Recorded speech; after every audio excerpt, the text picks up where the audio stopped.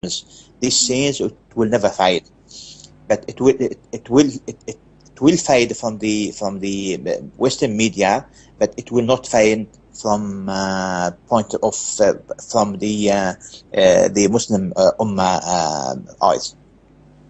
That's right. Thank Okay. you. Go on. All right. There is actually an issue here, which is somehow can be a question, because I was talking with some of my friends. He is a Muslim from Thailand, and he's actually one of our Sunni brother Muslims. And he explained something that he was actually talking with his friends in a mosque. And as you may know, actually you definitely know, Saudi Arabia is considered as the leader of Ummah of Muslims, or generally apart from being Shia or apart from being Shia or Sunni, but definitely in most of the places of the world, Saudi Arabia is considered as the leader of the Islam. So when you're talking about the problems, or intentionally somehow this, I mean, when we talk about this operation as some kind of intentional operation, or when we talk about this as an accident that could have lots of the problems for Saudi Arabia concerning the faults, concerning the responsibility, the people wouldn't believe. And he told me that when he was talking to his friends in the mosque, they said that, for example, Iranians really, or definitely, they tried to commit suicide. Mm-hmm. I mean that somehow fake news that Saudi Arabia tried to spread in the news, that they said that Iranians tried to commit suicide. They believed it. They believed it so easily. And when he was explaining that it was not right, and when he was explaining that actually there has been lots of problems concerning the management and controlling of the Saudi officials, they didn't believe that. So I have a question. If the media just assume that the media or Western or Arab media try to show the reality or try to show the real responsibility behind this event, do you think that people would believe that or not? Do you think that it would just have the effects on people, on the minds, or not? I'm not asking. Yeah, all of you can answer to this question if you may. Thank you, Ali. Actually, Saudi Arabia has a giant, we can say a giant media all over the world. And at the first, when that incident happened, they asked the giant media to just go and attack on Iran, especially because they knew that the Iranians they would focus on this event because they are the victim of this event.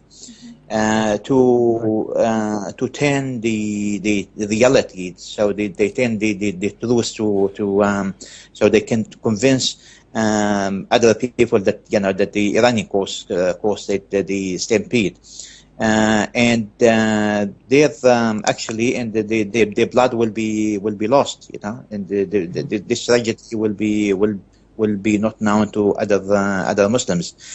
And if you notice, I have noticed the social media, especially Facebook and the Twitter, and you could see the amount of hatred from the people in the Gulf, especially in Saudi Arabia. And they were like saying, Iranian, let them die. They should die. They should not come to the Hajj because they are mushrikeen, and they are very happy that they say, inshallah, next year there will be no mushrikeen anymore in Hajj. You can see from this mentality, this is the mentality and the ideology they have carried out that the agenda they have hidden, that they are done this on a purpose, so they don't want to let the Shia to go to Hajj. This is frankly and this is openly. We cannot hide it. Unfortunately, we cannot hide it. We try our best to unite. We Iran call always, every day, calling for the Muslim Ummah to unite. On the other side, they don't want this unity, because if unity happen, that will be a big threat to the Zionist regime, which have a friendship now. The Zionist regime in Israel and Saudi Arabia, they have joint cooperation to destroy or have a war on Iran, on Shia, whatever, just to save that Zionist regime. This is this is what I believe. Thank you. Thank you. Michael, anything to add? Yes, I fully agree what the brother just said. It even goes, there are even some more aspects I would like to add. The Saudis are themselves in a very, very deep crisis. The crisis between them and some of the other Gulf states. Just take, for example, the little Oman, which is in a very peaceful relationship with Iran and with other countries in the region, which try to play some modest role in some of the conflicts of the region. Or take or just have a look on even the Kuwait. The state acted very clear against the Takfiri suicide bombers against the mosque, the Shiite mosque. You will remember. And this is definitely not, these things are definitely not in the interest of the Saudi ruling Al Saud regime. So they're nervous about their controlling mechanisms in the very Gulf region, number one. Number two is their aggression against Yemen is in a very, very deep crisis because of the steadfastness of the heroic Yemeni people.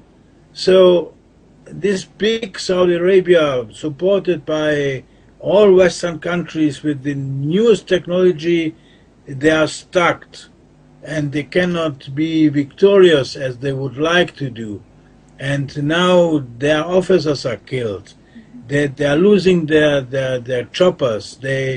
Etc., etc., etc. The other thing is what some of you already said, is that among Muslims, the more and more questions about the role of Saudi Arabia is coming to the point. Despite of all the media the Saudis control, the fact that the Saudis and the Zionist regime are linked to each other, they are cooperating even more openly, that they can't hide it, is getting more and more questions and producing more and more questions to many Muslims. So I think they try in this kind of desperation to start this propaganda campaign against Iran. Why against Iran? It's very clear, not because Iran is Shia, because Iran has a revolutionary tradition, and Iran has is in the forefront of trying to peacefully unite the different tendencies of Islam, and not to to let the Americans and the the Zionists achieve the disunity. So therefore it's very clear what's happening, but I think they will not come through, because in the case of Iran, they are the Saudi rotten regime is playing with fire, because Iran is quite a strong country in the region, and a lot of people in the region, not only Shia but also Sunni, are more and more getting on, and the tragedy, what happened, is deepening that image, in my view. And what I hear from discussions among Muslim communities in Europe and in the mosques there and the Islamic centers, this is, for example, among Turkish communities in Germany, but not only in Germany, there are more and more question remarks, not coming on Iran, but coming on Saudi Arabia. And this is the key thing. And therefore, I think it's important to deepen this kind of development, to question the ruling circle, not Saudi Arabia as a country, but the ruling circle, Al Saud family, which is in criminal, which has not